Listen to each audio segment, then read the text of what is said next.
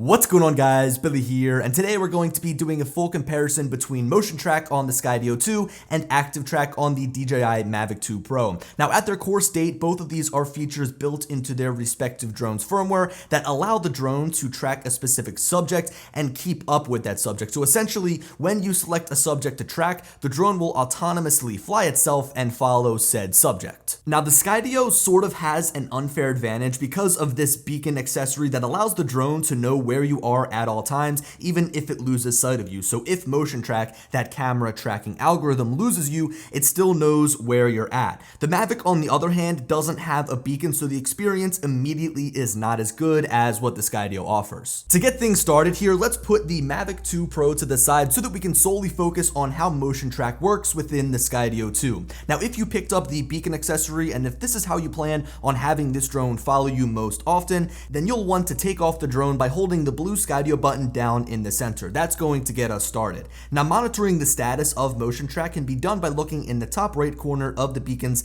very small screen, and I've shown off this graphic that I made in a few of my previous videos to help you get a better understanding of what each of the different symbols mean. Now, if you look at your phone screen, you get a lot more information regarding the status of MotionTrack. Whether you pair your phone to the beacon or whether you use your phone with the remote controller, it gives you the opportunity to really take control of how the drone is following you. For example, you can explicitly tell the Skydio 2 which subject that it should follow. You can change the direction at which it follows you from, so you can choose from the 8 different predetermined angles, and you can even choose the range and the height at which the drone follows you at. If your environment allows, you can also choose to turn off or on the height floor. If this is turned on, the drone will not fly below 8 feet for the safety of others around you, but the tracking experience obviously will not be as good. Now, to sort of switch gears here, if you purchased a remote separately and plan on using it while tracking, you can use the sticks to manipulate where the drone will fly at when it's tracking the subject. You can change the altitude by pushing the left stick up or down. You can rotate the drone around the subject, pushing the right stick left or right, and you can change the distance from the subject by pushing that same right stick forwards or backwards. But you can only go between the closest following distance and the furthest following distance, which is kind of a bummer. Usually the drone is flying like right on top of you. Now, I'm almost positive that a majority of the people who pick up the Skydio 2 are mainly interested in the tracking features that this drone has, which means that you're interested in learning how MotionTrack works. And the good thing is that Skydio built this into the heart of this drone's firmware. Like, as soon as you take the drone off with your phone or with your remote controller, wherever you have access to the companion application, it gives you the option to immediately begin tracking something. You don't have to do anything. MotionTrack is pretty much enabled immediately. You just need to tell it to begin. On the other hand, if you use something like the beacon, where you don't really have all that much finite control over what the drone does, it'll go up into the air and immediately begin trying to find the subject that it needs to track. So MotionTrack is pretty much enabled immediately. It gives us a lot of great features to really change how the drone flies when it's tracking us. Again, we can change the height, we can change the distance, we can change the angle at which it follows us from. And you'll notice that now, as we begin to transition into ActiveTrack here on the Mavic 2 Pro, that a lot of the same features are present on this drone in ActiveTrack's current form on the Mavic 2 series of drones. But you'll notice that it's a little bit tough to try and get to ActiveTrack to begin to use it. You'll see what I mean in here just a couple of seconds. So to enable ActiveTrack on the Mavic 2 within the DJI Go application, we first have to select the Intelligent Flight Mode menu from the left side of the screen, marked by the controller icon. From here, we can select ActiveTrack and select the subject that we want to follow by tapping on the green crosshair if it pops up, or by drawing a box around the subject. Now, I should mention that you have to be over 5 feet in order to get ActiveTrack to work, otherwise it'll just tell you that the aircraft is too low. So take a look at the bottom of the screen here. We have 3 different options to choose from: Trace, Profile, and Spotlight. Trace and Profile, in my opinion, are one in the same. You can achieve the same shots using both of these different modes. I don't necessarily know why DJI would give us the choice between these two modes when everything that we need can be achieved through the Trace ActiveTrack mode, so I always tend to just choose Trace. Now, once we enter the Trace ActiveTrack mode, the drone will automatically change its position to accommodate where the subject is moving. You'll notice that there is a slider at the bottom to spin the drone around the subject to the left and and to the right, but I prefer to use the tactile controls of the drone. So I'm flying with controller mode 2 here. So the left stick that I use to increase and decrease my altitude can be used to also increase and decrease the altitude of my Mavic 2 as I'm here flying within the ActiveTrack mode. Now this is kind of backwards, but the right stick, which I use to make the drone move forwards, backwards, left, and right, now changes the angle at which the drone follows me from. So this is just like what the Skydio 2 remote controller does. Instead of using that on-screen slider, I can just use the stick on the remote to rotate the drone, which has a much more tactile feel. We can also change the drone's distance from the subject that it's tracking with the same right stick that typically moves the drone forwards and backwards. This means I can have the drone follow me from a bit further away, or I can bring it closer to me as I need to. Now, if we end this trace ActiveTrack mode and jump over to Spotlight, you'll quickly notice that this is a much different approach to ActiveTrack.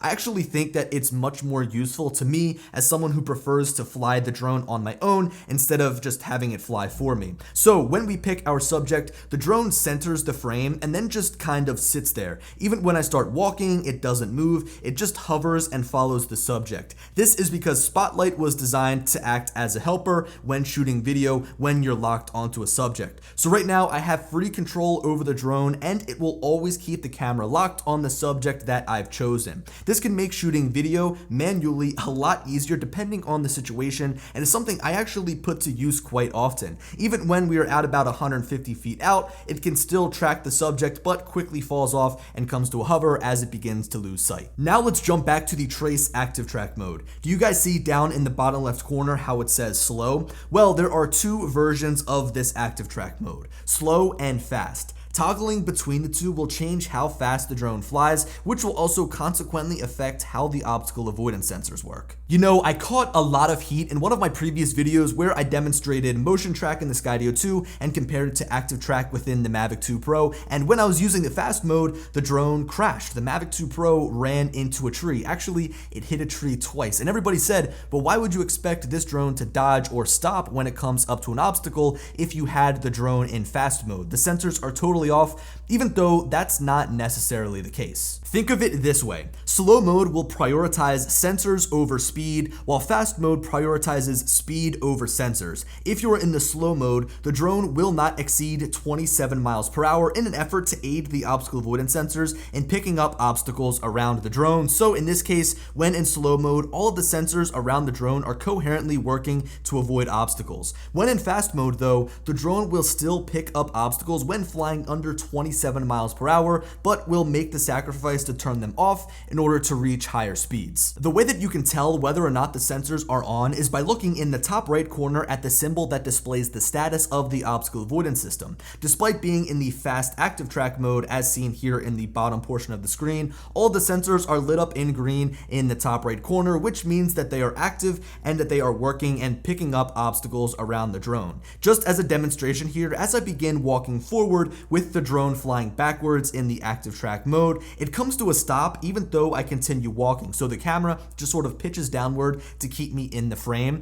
And if I totally end this ActiveTrack mode and spin the drone around, you'll see that there is a brick wall in the way that it picked up in the fast mode. If I was going any faster than 27 miles per hour though, those sensors would be off, it wouldn't pick up the obstacle and the drone would crash. So now that we've explained how motion track works within the Skydio 2, and now that we know how ActiveTrack works within the Mavic 2 Pro, it makes a lot of things apparent. First of all, there is a lot of similarities between motion track and ActiveTrack. I think that at the end of the day, Skydio does it better because it's not as convoluted. There's just one mode, there's no slow and fast mode. In that mode, you can fly up to 36 miles per hour. The drone will dodge even the thinnest of obstacles to keep up with a subject, while ActiveTrack, on the other hand, has a few different modes, and the drone behaves differently in these modes, which makes that a much longer process to learn and to set up. Skydio's hardware also surpasses what DJI has built into the current Mavic 2 lineup, as it has higher resolution cameras, which in turn can detect more obstacles that are smaller. On their website, they claim that their 6 4K cameras total up to 45 megapixels of visual sensing,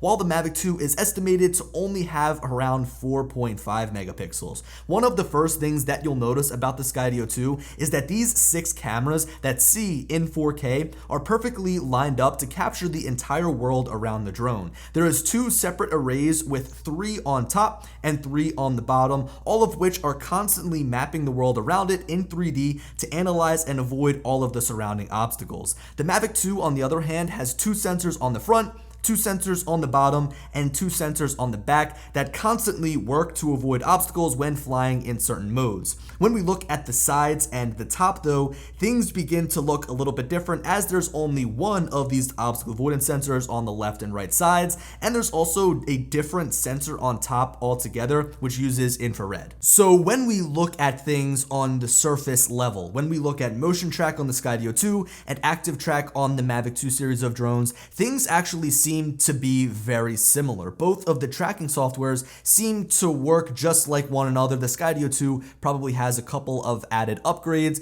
better tracking algorithms, better cameras, of course. So the Skydio 2 has a bit of an edge, but really at the end of the day, their core function is very similar. And after I've gotten this far in shooting this video, after I've done quite a few tests with both of these drones, I finally understand that they actually both have their pros and their cons. They both excel at doing different things. So at the end of the day, I'm not going to say that one is better than the other because they each have their own added benefits. So when I initially compared both of these drones' tracking softwares, ActiveTrack and Motion Track, I initially took them on the same exact path, following me on my boosted board, and I now realize that I was wrong in doing that. The Skydio 2 did a great job at dodging obstacles. It actually pulled off some really cool moves, going around some very thin branches, making sure it stayed up with me as I was moving quite fast on my boosted board. Whereas on the other hand, the Mavic 2 crashed twice. It really didn't last all that long, but if we refer back to the Skydio 2 video, it's quite jerky. Like, it would do anything to keep me in the frame, whether or not it had to go around an obstacle, whether or not it had to go up and above me. I mean, there's a lot of different things this drone would do, but at the end of the day, the footage was very jerky. If we refer back to what the Mavic 2 shot, on the other hand though, it was very smooth, it was very cinematic. You could tell that this drone was flying very smoothly, kept me in the frame, and it wasn't doing all these herky-jerky movements like the Skydio 2 did. Now, in order to take things to the next level, the test that I did for this video consisted of these 2 drones following my car, and I used them to their strong suits. So I found a very long straightaway. It's a closed road. It's honestly out in the middle of absolute nowhere, and I had both of these drones track me. So first up was the Mavic 2, and the beauty of tracking with the Mavic 2 and using ActiveTrack is that you can follow a subject from up to 150 feet away. So I didn't even have to worry about this drone getting in the mix with any obstacles down near where my car was at. I could put this drone well above any obstacles and just begin driving, and the drone was able to keep up with me even though I was going between like 27 and 30 miles an hour. Even when I begin to get further away from the drone itself, it seems to continue to keep me right there in the middle of the frame, and everything about this shot looks beautiful. Yes, I understand I overexpose a little bit, but still, the drone flying for being autonomous and using ActiveTrack, and with me being as far away as I was and it could still pick me up, that's very impressive. Now moving on here to the Skydio 2, you'll immediately notice that the drone is a lot closer to my car, and this is actually the furthest away the Skydio 2 would go away from the subject that it was following. I could not increase the range at all. I was using the phone plugged into the remote controller so I could get a better understanding of exactly what the drone was doing. I figured in this scenario where I was tracking a much larger subject, I wouldn't need the GPS beacon. And also, again, at the end of the day, as you guys can see by the screen recording, I was able to do a lot more, like change where it followed me from. I could change the height, I could change the distance, and of course,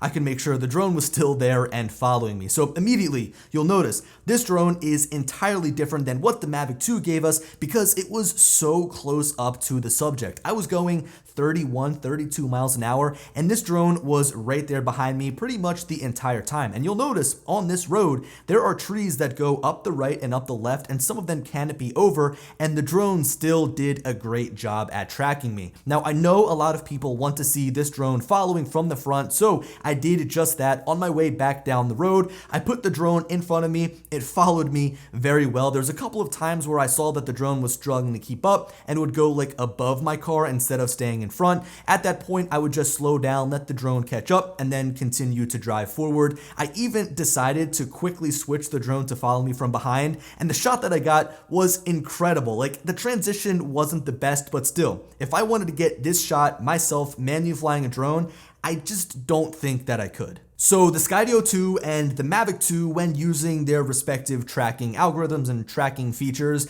obviously produce different results. I wouldn't dare have this drone follow me from 8 feet up in the air behind my car going down that road. It would just be an absolute disaster. I'd walk away with a crashed Mavic 2 and probably something broken and wrong with this drone. But instead, the Skydio 2 did a really good job at getting down there in the trenches, following my car around and dodging the obstacles. But the footage obviously wasn't as smooth and cinematic. This drone captured the moment at all costs. It always kept me in the frame no matter what it had to do, but instead, this drone was able to produce the shot that, in my opinion, is more usable. This was not cinematic, but this was not, I guess, energetic. This was not able to dodge obstacles. I put this up above everything, but this was able to be right there beside me. So at the end of the day, is one better than the other? I don't know. I can't say that the Skydio 2 is better than the Mavic 2 when it comes to tracking, because they both deliver different results, and it's up to you at the end of the day which one you think is best. And with that, I want to know what you guys think about ActiveTrack in the Mavic 2 and MotionTrack in the Skydio 2.